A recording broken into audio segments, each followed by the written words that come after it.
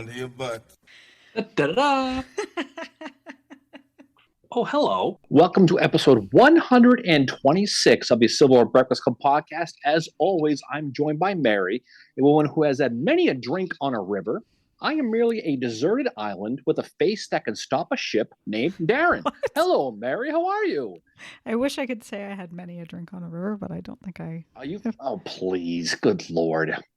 A river, a street, a parking lot, you name it. You've had many a drink. It's all good. How are you? It's happy Friday to you, Mary. Yes, happy Friday to you, too. Anyway. So how's it going with you? How's the week been? How's Good. the mood going? It's been busy. Yeah, it has been. It has been. It's great to see Friday. It's great to Friday. Great to record again. We haven't recorded in a couple of weeks. Last time we did this, I believe, was Claiborne, I think, right? It was our episode about Patrick Claiborne. We spent March, like 2 episodes in March, that we talked just about the Irish Brigade on the Union side and then Confederate General Patrick Claiborne for our Confederate episode.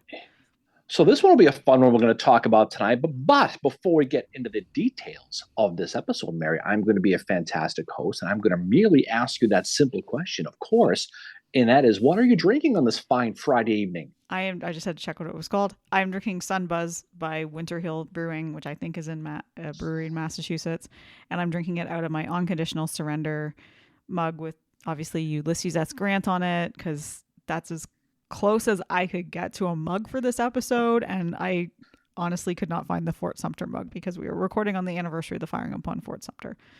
That is true. Anyway. What are you drinking? Oh, thank you so much. I was getting around to one you asked me. I'm drinking, it's called Comeback Brew IPA. It's from nearby Untold. I'm drinking it here. It is, of course, this is the beer that is going to be basically after the Boston Marathon, which is going on here next Monday in these parts, and that's why I'm drinking that. I'm drinking it out of my Boston College hockey mug, Mary, because it's a big weekend here in my world. They were going to play for the national championship this weekend. So by the time this drops, well, actually, it won't drop later, but we'll find out for sure. So I'm excited about it. The whole region is pumped. Anyway, so we're going to have some fun tonight, Mary. We're going to talk about a very underrated battle that took place right at the beginning of the war. And that is a battle that took place along the Mississippi River near the town of New Madrid, Missouri, a small island rather, called Island Number 10. And, at the time, Island Number 10 was nothing more than a small little sandbar situated in the middle of the Mississippi River at the bottom of a U-shaped bend occupied by a guy named James Rice, who owned a handful of slaves, and he's basically there working his cornfield and his fruit orchards. And though only a mile long and barely 500 yards wide at the time of the Civil War, Island Number 10 is going to prove to be a barrier that would need to be broken for the Union to begin its control of the Mississippi River, setting up future battles such as the battle and the siege of Vicksburg. Yeah. The Mississippi River is kind of, as President Abraham Lincoln, he would say, Vicksburg is the key. But part of that is getting control of the rivers. And as we're going to see, the Union, throughout the Civil War is constantly in the Western theater anyway, getting control of these rivers. So you have the Mississippi, you have the Tennessee, and they need them. Basically, it goes back to General-in-Chief Winfield Scott's Anaconda Plan, just to kind of choke them, basically, and sever where they can get supplies and all that. And that's why these rivers are so important. And where Island Number 10 sits is it's a small island, as you said, but as we're going to talk about, it's pretty strategic where it is because it makes passing down the river, going downstream, pretty much impossible just because of the bend at where it sits. Yeah, it's in the middle of the river, and if you look at it from the sky, it looks like a hair clog in the middle of a pipe that you see in a Drano commercial, kind of, right? But for the Union Navy to move down the river, it had to be taken.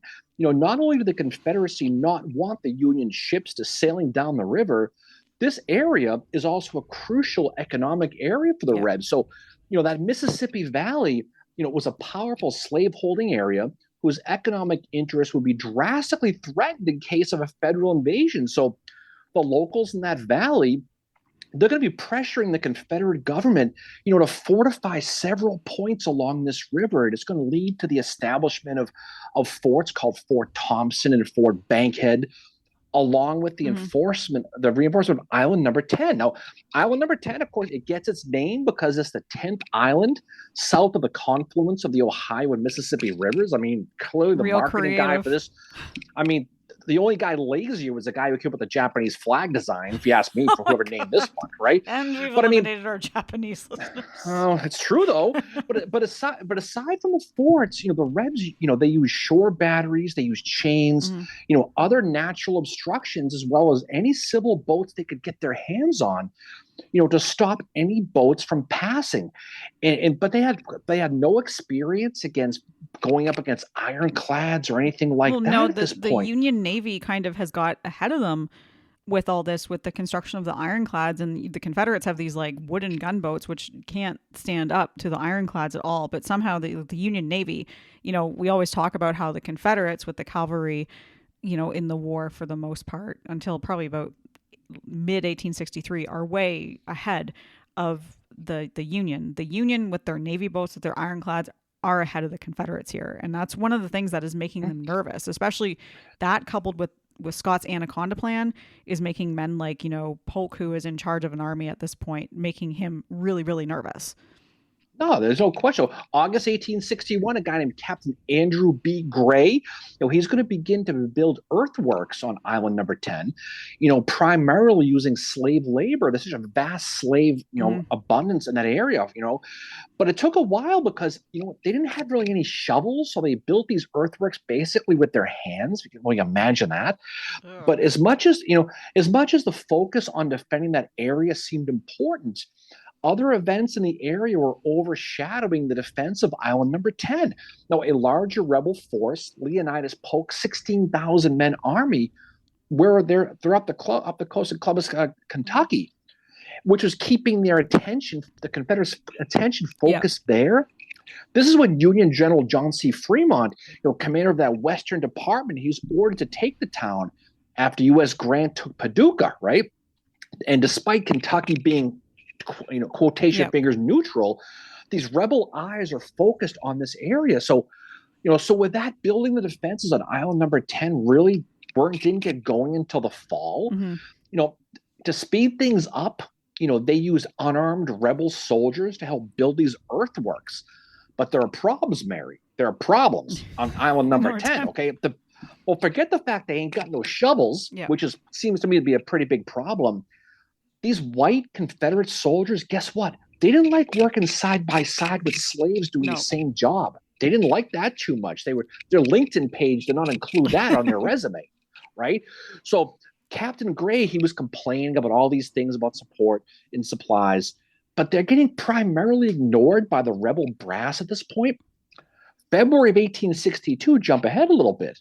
What's happening not too far away, Mary? February history quiz. Oh, history quiz. I'm drawing a complete blank. Okay. There's going to be a guy named U.S. Grant, and he's going to attack a couple of forts. Henry and Donelson. Fort Henry and Fort Donelson. Okay. Perhaps you took social studies. But in any case, this is going to be the western end of Confederate General Albert Sidney Johnson's west line. And when Donelson falls, Johnson's west line collapses faster than the Bills in January. Gone, right? That's what's going to happen with them. But there's a silver lining for the Rebs, and that is they can finally begin to focus now on building this defense on the north side of the Mississippi River, near those towns, that town I mentioned, New Madrid, Missouri, and island number 10. Now, like I said earlier, it has two sharp bends at the Kentucky bend of this river. One goes hard south and forms a U, and then jumps north and makes a lowercase n near New Madrid. If you can imagine that, it looks like a snake. The bottom of the U is island number 10. The top of the little N, little northwest, is New Madrid. Well, it almost is like the river starts to almost like run parallel once you get past the bend. The river almost runs parallel to where it was before. I'm probably not explaining that very well, but it's like encourage our listeners to have a look at it on a map, because it's really like the bend is crazy. And it's only 7 miles apart. So we're talking not a lot of difference. Now, this area is an extremely tough part of the river to sail through, and a fantastic one to defend, or so it would seem, as the Rebs really focus on this defense of this area by February of 1862. On the Union side, General Henry Halleck Marry, commander of the Department of Missouri at the time. How about that? Okay. He's going to realize the strategic importance of Island Number 10. So he's going to set a plan in motion. Okay. Instead of sending troops like he originally thought to Tennessee, he's going to reroute them to Commerce, Missouri, which is about 45 miles north of New Madrid and about 50 miles northwest of Cairo, Illinois. Okay, if you know the area, okay, that's where this is. Halleck is going to select Brigadier General John Pope to command these troops. So on February 18th, 1862, John Pope will be ordered to command this 25,000-man Army of the Mississippi and task them to removing all rebel resistance from New Madrid and Island Number 10 on the north side of the Mississippi to open it to federal troops. Okay, that's what he's going to do. It would have been common at this time, though, for them to go into winter quarters. That's the thing, is they are campaigning at a time that it would not have been normal to campaign. And Pope is, instead of, he's going to get his men ready to campaign when they should have been going into winter quarters for a few weeks to kind of wait out the weather a little bit. Not that it's that bad there, but still, that was the common practice at the time. So that's no picnic in Missouri. It's not. He's beginning the campaign season probably, I don't know, 3-4 weeks earlier than what would be normal. We've talked a little bit about this Kentucky native John Pope in a couple different episodes. He's most famous for being dumped to Minnesota after and sent to the Dakota War after First Manassas, and later peeing down his leg at Second Manassas. So obviously Manassas, Virginia ain't his place. McClellan is not a fan of Pope. No, he isn't. But here Pope gets another shot at commanding the Army of the Mississippi. And he's going to get to command 5 pretty good infantry divisions. And he's actually going to do very well here. This is going to be one of his high watermarks. He's going to command 5 divisions. He's going to have David Stanley's Ohio and Illinois Brigade, John Palmer's Indiana Brigade, Gordon Granger's Illinois men, James Plummer's Brigade of Illinois, Wisconsin, and Missouri men, and Schuyler Hamilton's Brigade of Indianans, Iowans, and Missourians. Now, not a lot of people have heard of Schuyler Hamilton, but perhaps they've heard of his grandfather, who was a founding father, and his first secretary of the Treasury had a playmate about him. I think his name was Alexander something. This is his grandson. Oh, really? That's his so cool. His grandson Schuyler is running one of the divisions here. Okay, and so basically, a week or so later, on February 28th of 1862, Pope is going to begin to move his army south and take the town of Sikeston, Missouri, which is a railroad hub, which is going to basically be his supply hub for his operations against Island Number 10 and New Madrid. Now, while moving south towards New Madrid, Pope is going to first meet rebel resistance on March 1st, and it's primarily trooped by the Missouri National, obviously his local guard. So that's pretty much what it's going to be. But New Madrid, had been occupied by the Confederates since they fell back in early 1862. And the garrisons of New Madrid in Island Number 10 were now commanded by General John Porter McCown's army of 77 or so hundred men. Now, those 2 forts I mentioned before near New Madrid, Forts Thompson and Fort Bankhead, they're going to be commanded by Brigadier General Edward Gant and Lucius Walker. Now, these pretty much are guys from Arkansas, Tennessee, Alabama, and they're going to be under the overall command of General Alexander Stewart. Yep. Now, these aren't household names, but that's who these people are. Although it's fine. I was just thinking, though, that sometimes, this is just a random thought, but sometimes it's kind of like, guess what side they were on. Like, a name like Lucius is so common for the Confederates. Have you ever noticed that? It seems to be it's like the Jennifer of the 1850s. Lucius, but it's all like everyone. Confederates have that name. Oh, absolutely. But basically General Gant, he's going to famously say of this defense at New Madrid in late February that we will make a splendid defense. That was the quote he said. Okay, whatever. That aged well. That's true. But they're going to get their chance when Pope's army advanced and got nearby on March 3rd. They're going to start approaching New Madrid. Now, when Pope arrived, it's pouring. It's friggin' pouring rain like it's been here for the last 6 months, right? And it's going to flood the Mississippi and all the swamps that surround New Madrid. If you know the area, when the Mississippi gets flooded in the spring, there's a bunch of swamps and lakes in the area that all flood. Yep. And this is the timing this is all going to happen. Grant's going to have fun with that in about a year. He's going to. So what does Pope do? He decides to throw up the stop sign, and he's going to wait out the rain. That's flooding the area, because it's the worst flood that's hit in years. The river's running extremely high, so he's going to kind of calm his army down. Now, knowing his men are within firing distance from the rebel guns on the Mississippi, he's going to make sure that they're just out of range. He's going to back off a little bit. He's just going to kind of cool his jets. He's waiting for three things. One, the weather to improve. Two, he's ordered through Amazon siege guns and mortars from New Cairo to come down from Illinois. The third thing he's waiting on is the most important piece of this puzzle, Mary. Yeah. It is the flotilla of the Western Flotilla of one Flag Officer Andrew H. Foote. Yeah. Now that's what he's going to want. Now, we'll get to Foote in a second. But like I said, General John McCown, he's going to take command of the 7,500, 7,700 man army at New Madrid and Island Number 10. And he is going to be made Brigadier General of this area on March 10th of 1862. Now, on the island, the garrison of Island Number 10 is going to be commanded by 3 brigades of infantry, by Rufus, don't call me Cam Neely, Samuel Marks, and Alexander Stewart, as well as some cavalry in 10 companies of infantry under a guy named James Trudeau. No relation. No relation to Justin? No relation. I did look, okay?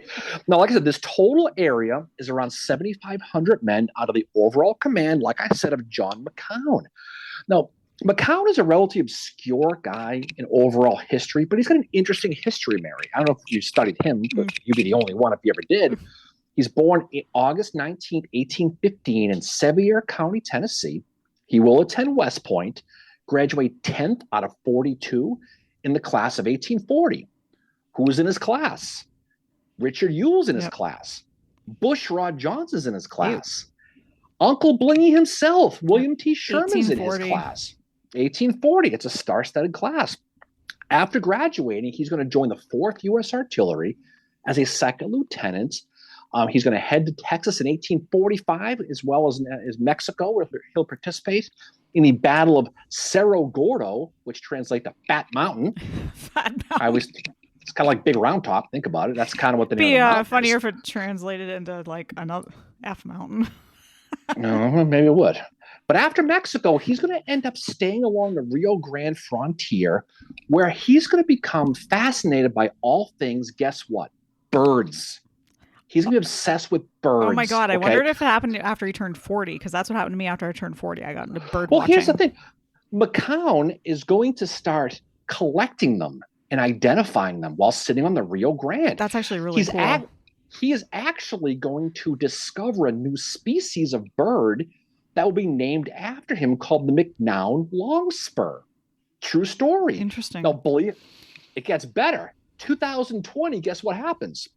McCown's longspur, by the American Ornithological Society, changes its name to the thick-billed longspur. You know why? Because Confederate general? Because it's named after a Confederate general. Oh. It is the first. It is the first case of a bird getting canceled of the Confederacy. Okay, I get true story. Some of it, but a bird, really, come on. That's what happens. And that's also poor McCown lost his bird name. Okay, but there's probably a bird will rise again joke somewhere in here. Who knows? We'll probably the burbs will rise again. Right?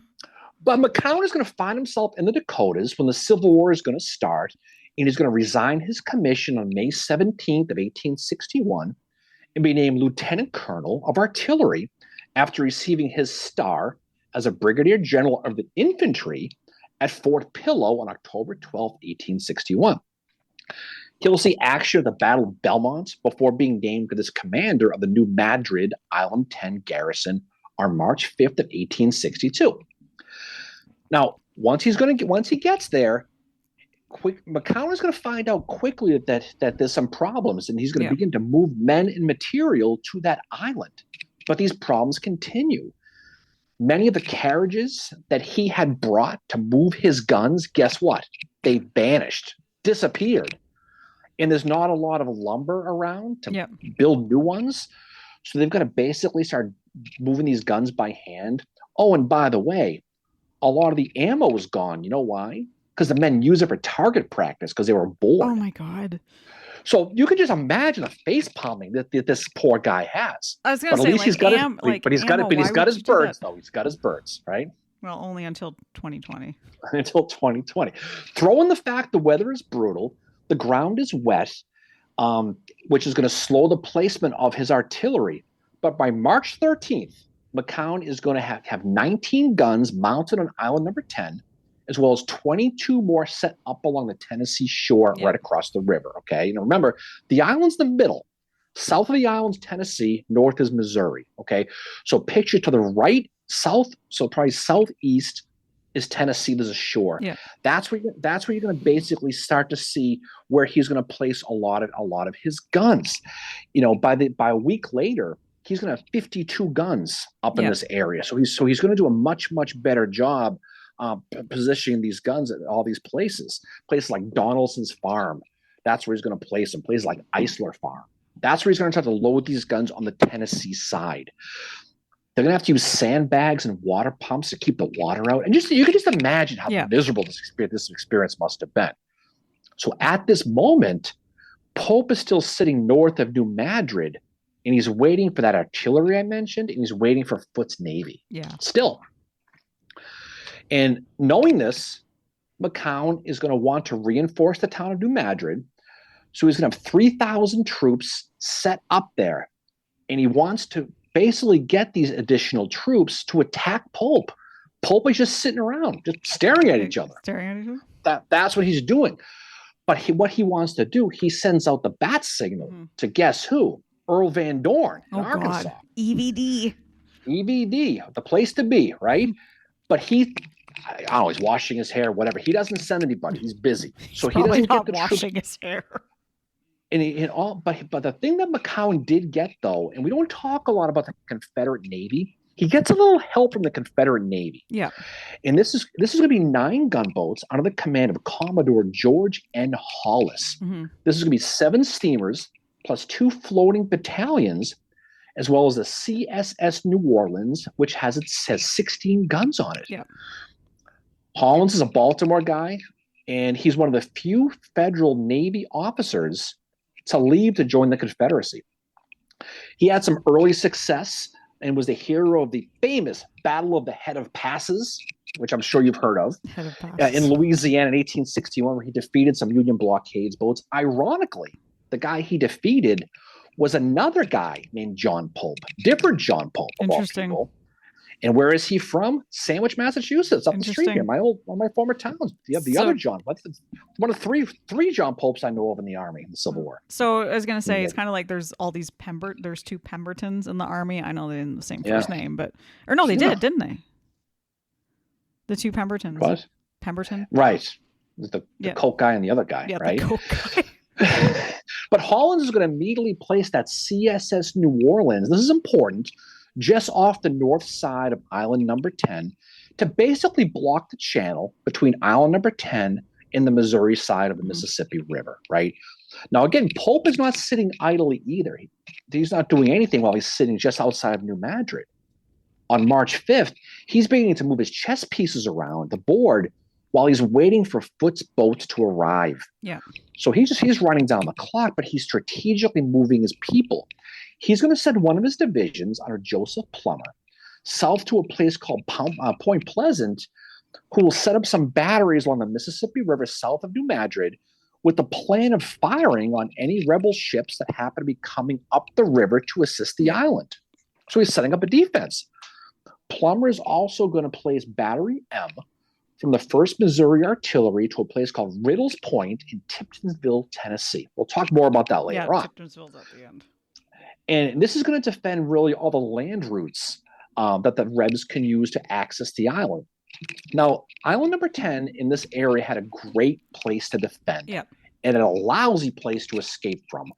And a natural defense south of the island on the land side of the peninsula was surrounded on one side by the Mississippi, and on the other side by a lake called Real Foot Lake. That was the name of it.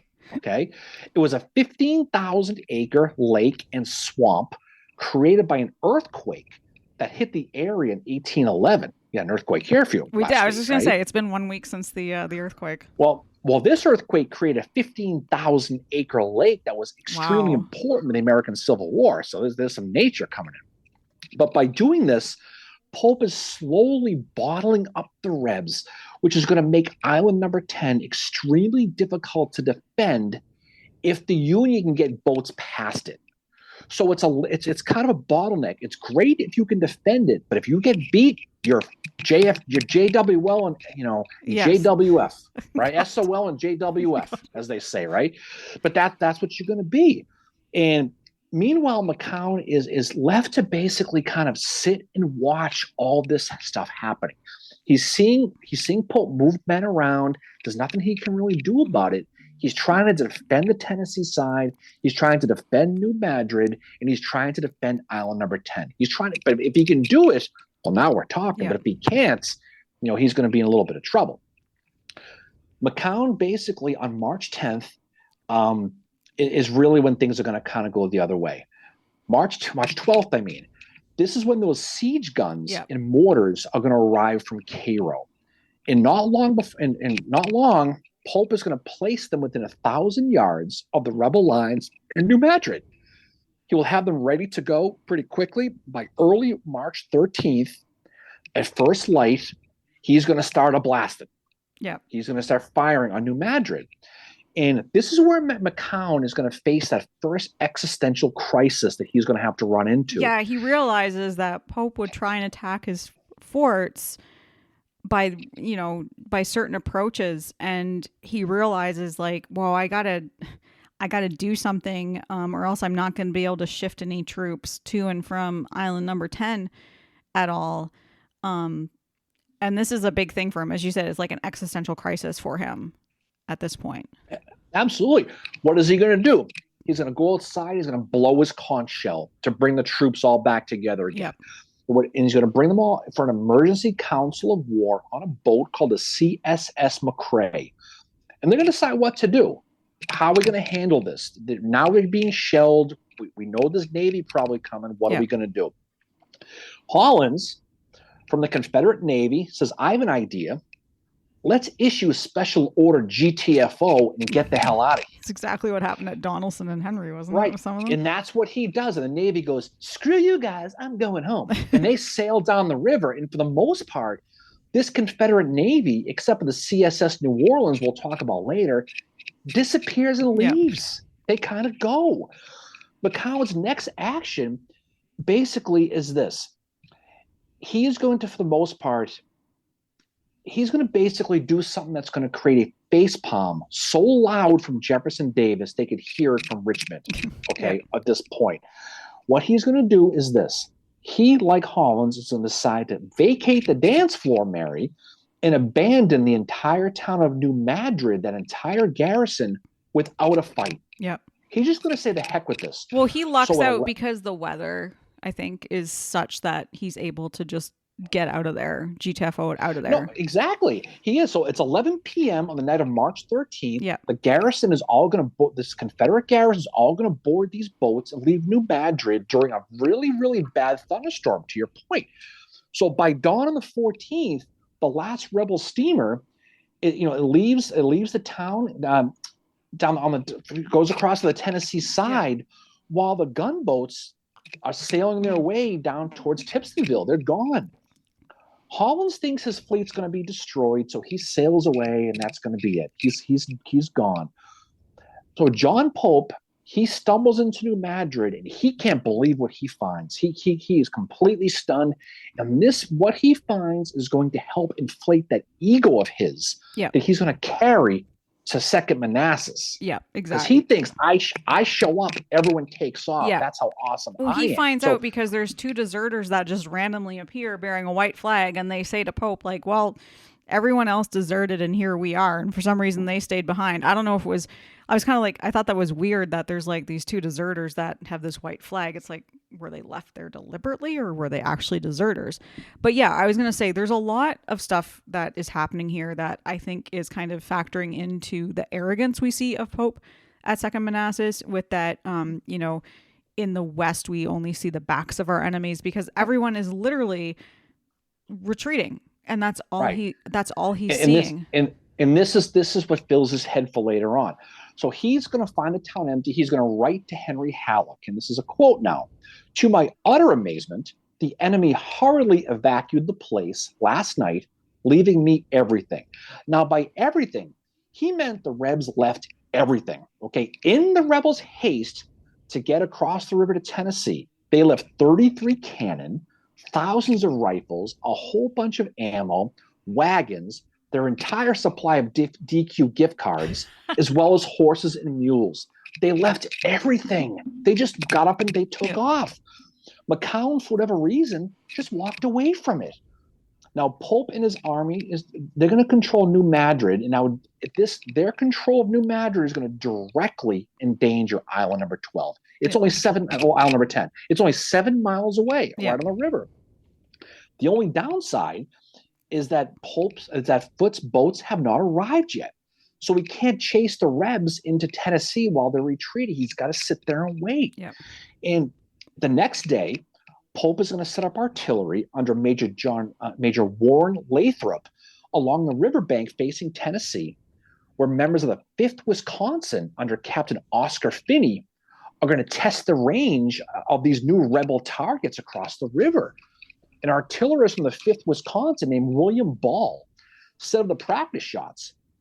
One hit a parapet of an enemy fortification. One struck a house across the river on the water's edge.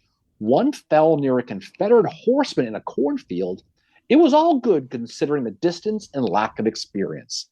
They were just sitting around firing guns at things, and then they moved. The Rebs would fire back here and there, but basically there was only one federal casualty, so it was just kind of benign overall.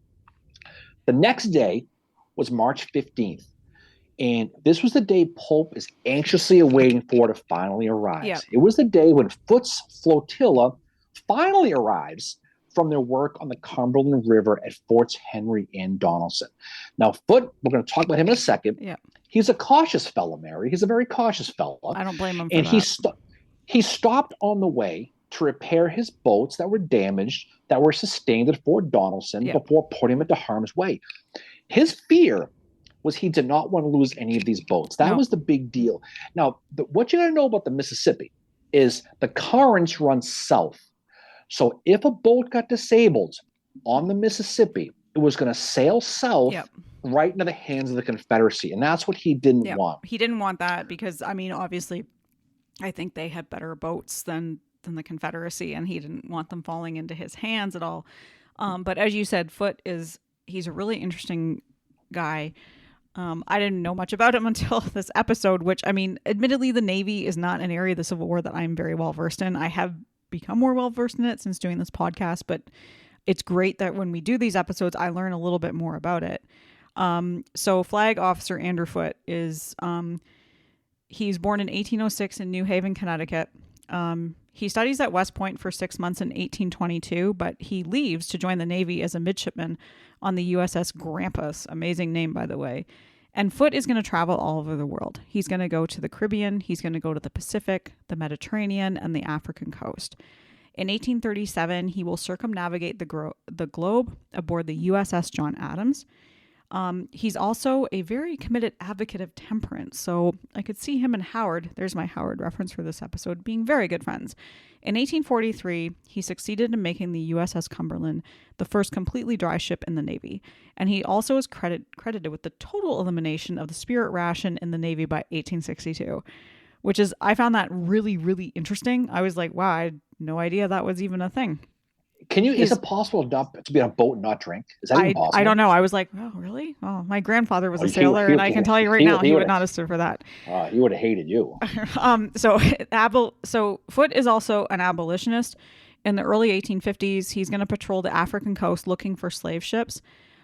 He also believed in the efforts of the American Colonization Society in Liberia, very similar to what Abraham Lincoln believed in that for a while as well. So even though he's an abolitionist, he is into this whole like colonizing Liberia as well. In 1856, Foote is promoted to commander of the USS Portsmouth in the Asian Squadron, and during the Second Opium War, which interesting name. Can't imagine what they were fighting over.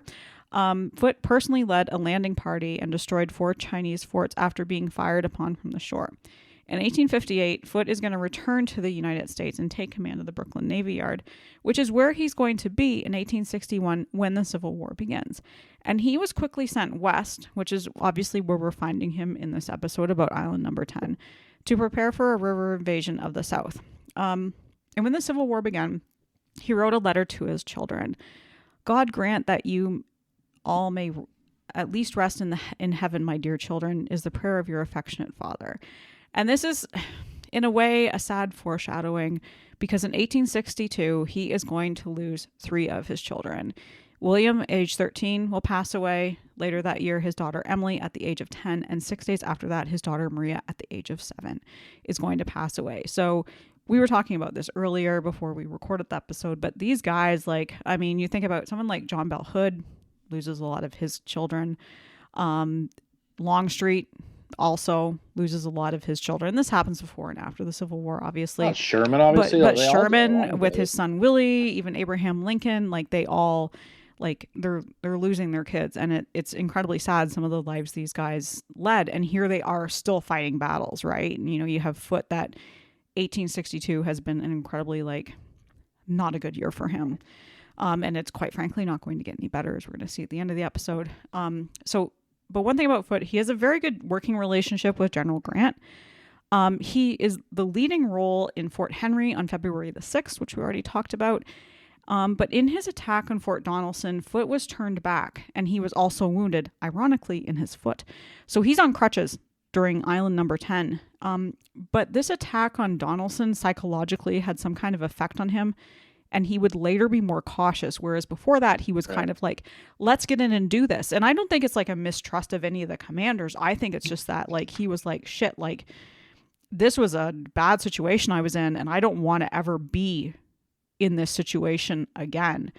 And that really, like, the psychology of that really factors into his performance at Island Number 10, how he's very much like, Pope, as we're going to see, is going to suggest he do stuff, and he's going to be very apprehensive. He's going to be very like, I don't want to lose, as you said, any of these ships to the Confederates, because if we do, that's going to be bad news for us.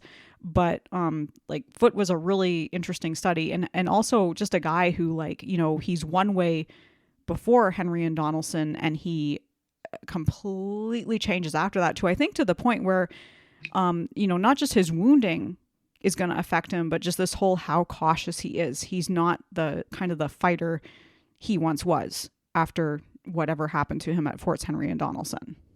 Well, there's no doubt about it. I mean, he became very, very cautious. I mean, obviously Polk wants him to attack pretty quick, and Foote's like, oh, I don't know, Davey. I mean, that's just the way. Yeah. He just wasn't. But the thing about it though, the arrival of Foote's squadron of those 7 ironclads was huge. I mean, this flotilla included the ironclads USS Benton, Mound City, St. Louis, Carondelet, we're going to talk about, Louisville, Pittsburgh, Cincinnati, as well as timberclads, Conestoga, and a transport boat, 14 motorboats, and a partridge in a pear tree. Yeah. That's how much this guy's. So there's a whole bunch of stuff coming. So by 9 o'clock in the morning on March 15th, this whole fleet is steaming down the Mississippi, and they're approaching Island Number 10. Now Foote immediately, saw the danger and messaged he basically messaged his Navy commander Gideon Wells, and he realized this is not going to be a milk run. He writes, and I quote, Island 10 is harder to conquer than Columbus, and the island shores are lined with forts, each fort commanding the other above it. So what does he see? He sees this island loaded with guns. He sees on his left on the Tennessee shore, a grand total combined 52 guns all aimed. And so he knows the island is small, but he knows it's going to be a tough place to seize. So when he gets there, he's going to notice, like we said before, the Mississippi rivers, their currents are really too strong to launch an attack as soon as he gets there. Those spring rains we talked about have flooded the entire area.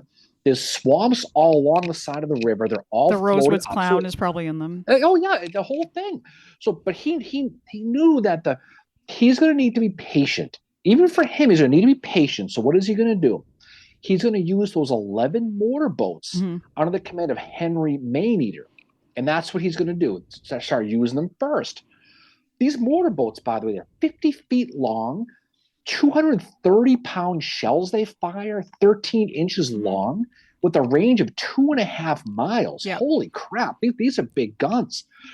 He's going to start blasting again, hoping these mortars themselves can take out the island and take out all these rebel reinforcements on the Tennessee shore. Yep.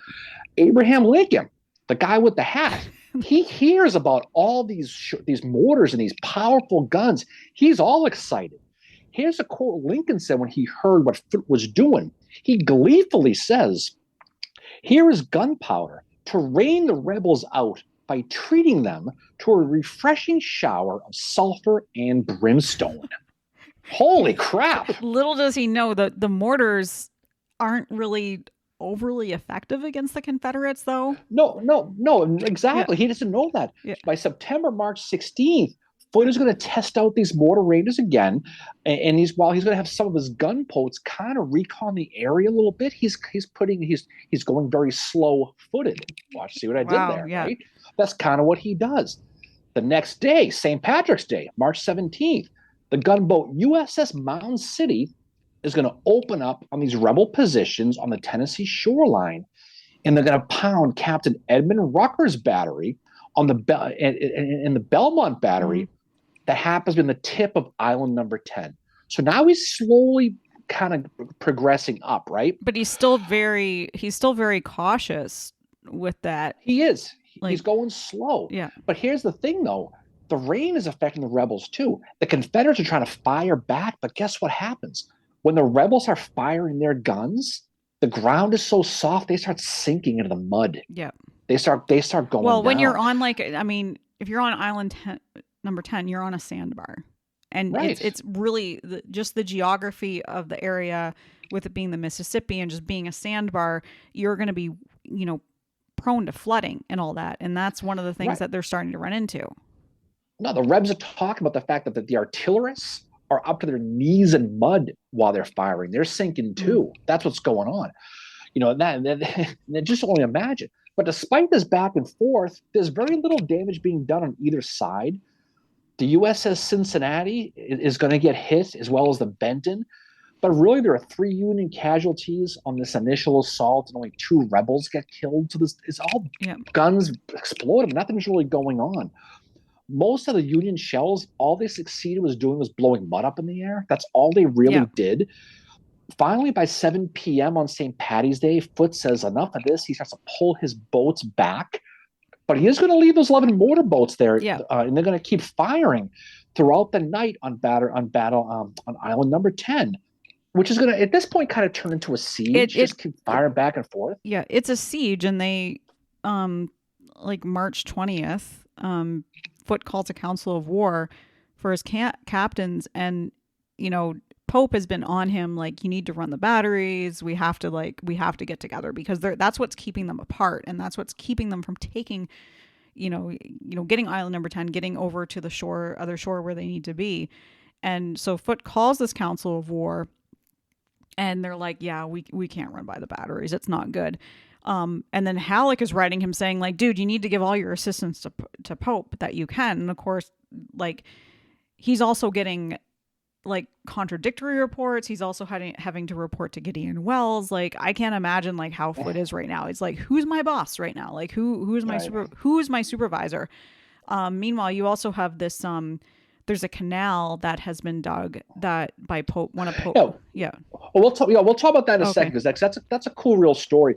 But the thing on the Confederate side, I mentioned before how how basically McCown had left New Madrid. Yes. And he just left it. Well, the hammer is going to fall on him now. Is the Rebs? The government finds out what he did at this point, and for leaving New Madrid without a fight, and they're going to replace him with a guy named William McCall.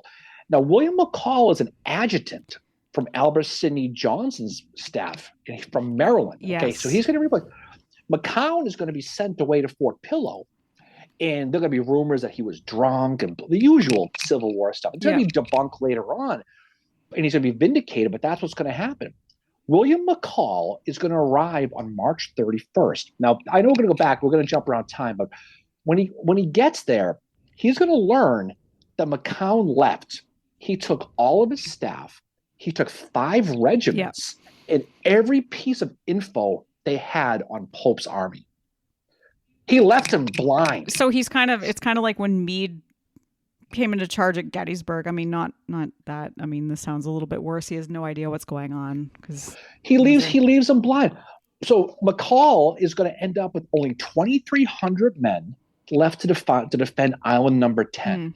And and by the way, the 2,300 men he left behind, they were left behind. You know why? Because most of them had the measles. Yeah. Oh, that's wonderful. He took the healthy guys and left the sick guys and said, the hell with this. I'm out of here. I've had the measles. It is not fun. I don't recommend. No, absolutely not. So McCall's going to start all over again. And he's going to do his own recon. And when he does, this is when we talked before, he's going to learn about what Pope and Foote are up to. Okay.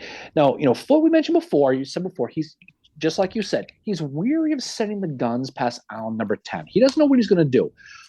Because of all the rains we mentioned before, the swamps surrounding the river are completely flooded, and Pope and Foote thought of a way, like you said, to possibly circumvent the island altogether for this attack. Now, this is a cool story because it's foreshadowing of something that's going to come later on with the Soto Canal in Vicksburg. And this is where they got the idea from. So basically, what's going to happen is Pope and Foote are going to they want to cut a path through the swamp at Wilson's Bayou that's going to connect to a place called St. John's Bayou that leads right to New Madrid. Now, this plan was first thought of by guess who? Schuyler Hamilton. Yeah. That's who he thinks about. And an engineer named Josiah Bissell. Okay. 600 of his men are going to be called upon to build it. Now, the thing about this thing is that I can only imagine on just how this whole thing must have went. It's going to require an effort to basically cut down trees, many of which are 5 feet underwater, and maneuver through all this swampy crap and muck to cut a path big enough to allow transport boats to get through and bypass Island Number 10. All this while avoiding the Rhodeswood swamp clown. That's a whole new thing we got to deal with now. And this canal is going to be used for just the transport boats. They're not going to use them for the gunboats. It's going to be 12 miles long. That's how long this thing's going to have to be. Now, McCall, the new Confederate commander there, he knows what the rebels are up to. Yeah. But he doesn't pay much attention to it because he thinks it's a freaking waste of time. There's no chance they're going to pull this thing off. Well, there's more stuff starting to happen elsewhere that is, I think, diverting the attention of more than a few people at this point. Because you think of the date, we're mid-March 1862. No, but the thing about it, though, is, believe it or not, this canal succeeded. They freaking did it. They did it in just 19 days. Just think about that. And basically, before long, they're going to get 4 steamboats, transports, through this thing called Pope's Canal. Sometimes it's called Bissell's Canal. Yep. That's going to lead right to New Madrid. Now, from here, Pope's plan is pretty simple. Once he gets these transport boats, he can use them to carry his men across the Mississippi, down south of the Mississippi, and they're going to get behind rebel lines. They're going to block their retreat on that lone strip of land at Tiptonville, Tennessee. So again, he's moving the chess pieces, and this is where Pope is really good here. If things go well, he could destroy Island Number 10, opening up the Mississippi. He can bag the entire rebel garrison all at once. But he still needed one thing to do. One thing had to work. He needed Foote's gunboats to run Island Number 10. Yep. And just to set the back on Island Number 10, things suck. It's miserable. It's cold. It's wet. It just you could just imagine. It's the flooding and all that. But as you said, they need to have these gunboats to kind of run the gauntlet. This is the part of Island Number 10 is kind of a smaller part, kind of a smaller version of what happens in the Vicksburg campaign. Like you look at Island Number 10, and in some ways it's like this kind of micro version of Vicksburg in what happens here. But as I mentioned, on March 20th, Foote has called a council of war, and everybody's like, F this, we are not doing this. We can't risk losing these gunboats. By March 29th, they're like, we have to start doing something, and we have to do it now. So Foote ends up calling a second council of war. And Henry Walk of the USS Carondelet, which, yes, if you study the Vicksburg campaign, that name is going to be familiar to you. The Carondelet is used in that campaign as well.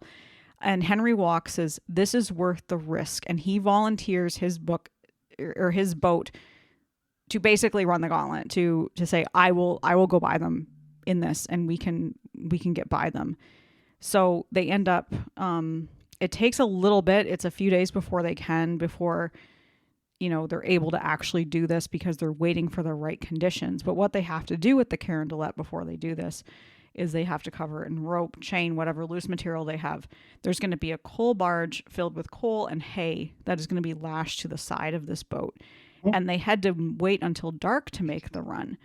And it's into April when it's finally able to happen, and they have to get past Island Number 10. And they almost make it, except some smoke escapes. And let's not jump ahead, because that's a cool thing, okay? But because if the Rebs know that if they get past this island, they're screwed. And this is the thing, is that you mentioned before, they know what's coming. They know they do. And on April 3rd, one of the rebel engineers on the island is going to write to General McCall, and he's going to write to him. He's going to say, the water batteries on the main shore and island will be able to beat the enemy's boats back by daylight, but they will be able to or not prevent them from passing during a dark and boisterous night. The future alone can disclose, okay? And so the Rebs are actually being helped by the fact that Foote's kind of sitting back and not doing anything. The mortars aren't doing anything, but thinking they can destroy, because the mortars aren't going to do it. But like you said, Foote is now getting pressure now to go ahead and do this and run this. Pope is sitting at New Madrid, but Foote still fears losing his boats. He doesn't want to lose his boats. But he's got a guy that is like, I can do this. Right. But finally Foote has that moment where he has that come to Jesus moment and says, you know what? I'm going to have to risk one of my toys. And he's got to send one of the gunboats. And you mentioned that the USS Carondelet under Henry Walk. So, like you said, he's going to volunteer his services to test out these island defenses and get through him. Now, he can't just run the boat. He needs help. This is going to be a joint attack where he's going to have 40 men from the 42nd Illinois under Colonel George W. Roberts, who is going to launch a nighttime raid on that Rutgers battery on the Tennessee shore and spike the guns. That's what he's going to want to do, because they got to take out as many of these guns as possible before they send the USS Carondelet down. And the other obstacle they had to deal with was that CSS New Orleans, that floating battery I mentioned at the very, very beginning. It's sitting on the northwest side of Island Number 10. It's a big, flat barge that's just loaded up with guns, and it's a real pain in the ass. They have to figure out a way to disable this. So what do? On April 3rd, the USS Benton, the USS Cincinnati, and 3 mortar boats are all going to target the CSS New Orleans to disable it. They're going to focus, instead of their guns on the Tennessee shore or on Island Number 10, they're going to zero in on this boat. And if they can do it, the Carondelet is going to have an easy mission, because there'll be no guns to run by. You got the 42nd Illinois, these Roberts guys, they can take out the Tennessee side, and you can have the Benton, Cincinnati, and those 3 mortars can take out the New Orleans. Well, then it's a milk run. So Roberts, so the night of the 3rd, everything gets going. Roberts' 42nd Illinois, despite in the pouring rain, because it's always raining, they are able to do it. They get across and they spike those 40 guns from Rutgers battery. Right up the big, huge piece of the puzzle taken care of. Now, nighttime on the CSS of New Orleans, right? sees the boat getting pounded over and over and over again Yeah. by these boats, to the point when the captain, Samuel Everett, is going to cut the cables and float away. And just be like, bye. And judging by my reaction, you're not an Arlo Guthrie fan, but that's okay. We'll leave that alone, okay? But what's going to happen is they're going to cut the moorings and they're going to say, we got to go. They're going to start floating, like I said, south down the Mississippi, because the current's going to take them. They're not going to stop until they get 2 miles away, and by now they're completely off the dance floor, at least for a while. The morning of April 4th arrives, and the USS Carondelet is set to go. Yep. And like you said before, they're going to spend the day covering the side with hay, from all that stuff you mentioned. There's rope and chain, the barge, right next to they're also going to have 42 sharpshooters on board from the 42nd Illinois join them to try to pick off things that they can along the way if they need them. So they're going to have to wait, like you said, wait for nightfall to go. Another thunderstorm is going to hit right as the Carondelet begins to float downstream. The men are all told to be very, very quiet. Yep. They're told no orders above a whisper. The only light that's going to be allowed on the boat is in the engine room. They're told to be very, very, very quiet. So despite the flashes of lightning that are going on back and forth, the Carondelet sails right by the guns on Tennessee that are left without a hitch. Yep. They're going to approach island number 10, and it looks like they're going to fly right past the island. This is going way too easy, okay? And like you said, something goes wrong. There's some smoke that comes out of one of the smokestacks that wasn't supposed to happen, and the Confederates kind of see them. Luckily, it's at the last minute, and they do start to fire on them. Well, it's more than smoke. Yeah. It's fire. Yeah. I mean, flames shoot through the chimney like a 1967 Shelby Cobra. They're flying right through it. It lights up the whole area like New Year's Eve on January 1st in New York City. Yep. All of a sudden, all the troops nearby are firing small arms fire at the guns. I mean, at the boat. The artillerists are running to their positions to get this boat going by. To your point, it's already almost gone by. Yeah. So they're kind of beyond it. And by the time the Rebs are at that heavy artillery, for the most part, it's too late. There's not a lot going on. The ones that did get to the guns struggled because of the weather. The visibility they couldn't see. All they could see was the fire and the lightning going on. So the Carondelet sails by island number 10 for the most part unscathed. The last obstacle to New Madrid was that CSS New Orleans, which was now 2 miles down the river. But by then, it was beaten up a little bit. It just sailed right by it. Yep. So this is going perfectly. Ironically, the only issue they had was self-inflicted. When the Carondelet approaches New Madrid, it runs ashore 50 yards too early and lands on a sandbar. But by 1 o'clock in the morning on April 5th, the gunboat's now sitting safely at the dock after this 2-hour trip. In the end, the Confederates fired only 47 shots at the Carondelet, hitting only 2 times with no damage. And while this is all going on, guess what? Those transport ships that sailed through that newly created Pope's Canal, they've arrived. Yeah, so he's got his supplies that he needs. Pope's in good shape, because of what's happened. But again, like anybody who has studied the Vicksburg campaign, if you're thinking, wow, this sounds familiar, it is.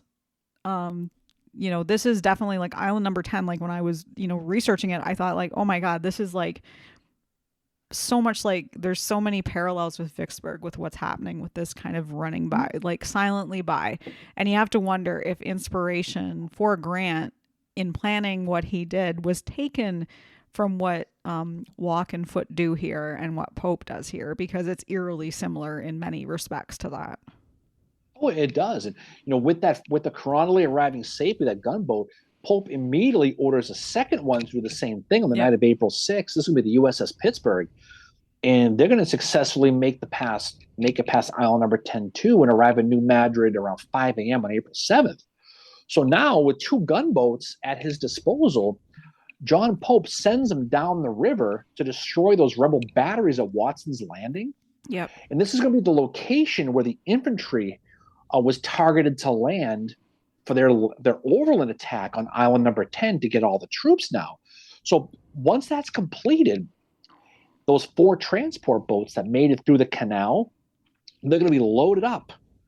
And 4 barges with 3,000 men apiece are going to carry them down the river, and they're going to a landing point on the Tennessee side. This is going to be behind the rebel troops north, who are up north at island number 10. So now, for the most part, they're surrounded. The Rebs are surrounded.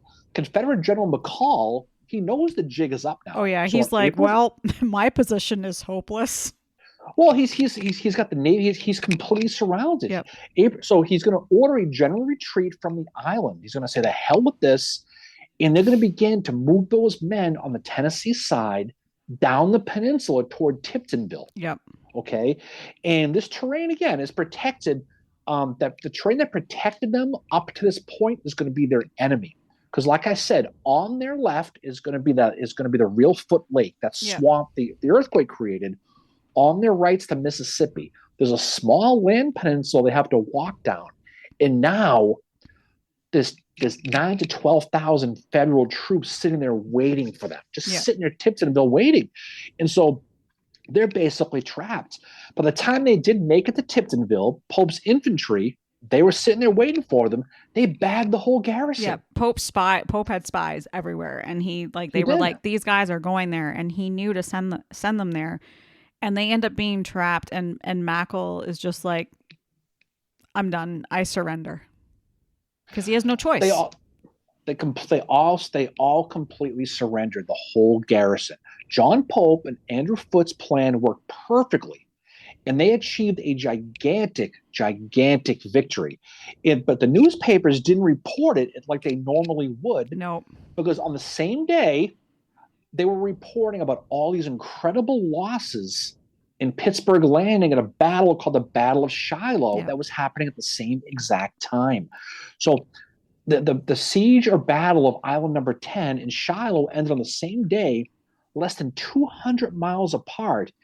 And few to this, even today, even know this. So back then, that Battle of Shiloh completely overshadowed everything John Pope did. When you think of John Pope, like we said before, you think of his errors at First Manassas, right? Yeah. Then you think of his really bad errors at Second Manassas. Yeah. And then you may know about his little the Dakota War thing, but this was his big moment. And it was a big moment. It was completely overshadowed. The Battle of Island Number 10 is important because it was a pivotal first step in opening the Mississippi River and was a dagger to the heart of the Confederacy economy in that area, that slave-holding area. In less than 60 days, because of the fall of Island Number 10, Memphis fell, right? So it would prove to be basically, like you said, a practice for the Vicksburg Campaign, from digging the canal to running the boats past the guns. This was all first tried and successfully attempted at the Battle of Island Number 10, but it's not a household battle because of other things that were going on at the same exact time. But it cannot be understated how, in real time, in real life, how important Pope and Foote's success was in basically unclogging the Mississippi River. Because everything that comes after this on the Mississippi is because they did what they had to do at Island Number 10. And it just doesn't get studied. No, and we're not downplaying what happened at Shiloh at all. We're like, what we're saying is study this one as well, because it is so important because basically you have the Mississippi River open right until Fort Pillow. And that is extremely important. It's going to factor into the Vicksburg Campaign, which is going to be starting to happen soon after this. It's going to start. And you have, anyone who's studied it, there are so many parallels with this, with Walk and the Carondelet kind of running that gauntlet, with digging a canal as well, which I think McPherson, he's in the... Well, this canal worked. DeSoto did. McPherson's did not work. I think McPherson was involved in the DeSoto. It did not work. But it's really kind of paving the way for Vicksburg to happen. And that's the one thing that, we've always said is these smaller battles, these ones that don't get talked about enough, they are factoring into these bigger things, kind of like Second Winchester factors into a lot of, Gettysburg. Just little things like that. But this island number 10 is definitely worth studying. It's so interesting. It's a side to John Pope that you don't normally see. Someone like Foote does not get studied enough. Even McCall on the Confederate side, he doesn't get studied. McCall, sorry, whatever. Sorry, I can never pronounce it. McCall, I don't know, McCall. He is taken prisoner after island number 10, but he's going to be exchanged on August 15th, 1862, and he's going to have various staff positions after that. Notably, he's going to be with Braxton Bragg in the Army of Tennessee, who had been his classmate at West Point. And after Chickamauga, he's like, I'm done. I want to be relieved. And that's at his own request, and they relieve him. And then he's going to go and he's going to be with the Department of Mississippi in East Louisiana. And then he's going to serve as chief of staff for General Joseph E. Johnston. And he is going to decline to serve with the Army of Tennessee when General John Bell Hood replaces Johnston. And then he's going to be in command of Confederate forces in South Georgia between March 23rd, 1865 and April 20th, 1865. And he's going to be captured by Union troops again. And he's going to pass. So he ends up getting a farm in Fairfax, Virginia, and that's where he passes away in 1891. Is in Fairfax, Virginia. Exactly, but the overall point is, people talk about the importance of Vicksburg falling. What's more important? Gettysburg in the east, Vicksburg, in the Mississippi. Vicksburg doesn't happen if Pope and Foote don't break island number 10. Because they have to open up that area of the Mississippi. Just like Chickamauga, you think about it, like you get Vicksburg and then all of a sudden you get Chattanooga.